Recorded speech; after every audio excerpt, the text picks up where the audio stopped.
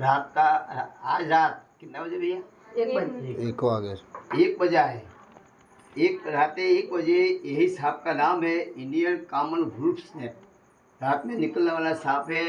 आपके घरों के अगल बगल में जहाँ कीचड़ होता है, रसोड़ा विभाग होता है, यही रसोड़ा विभाग में छिपकली खाने के लिए यही सांप निकलते हैं।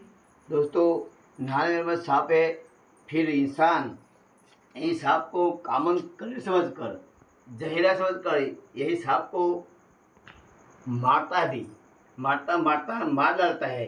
तो मारे नहीं, कॉमन वुल्फ स्नेक बोला जाता है। गुजरात में यही सांप को वरुदंती से पहचाना जाता है। हिंदी में साकर दीवार ऊपर चढ़ने में वो सांप माहिर है। जय हिंद, वंदे मातरम। स्वस्थ रहो, मस्त रहो, खुश रहो। सांप से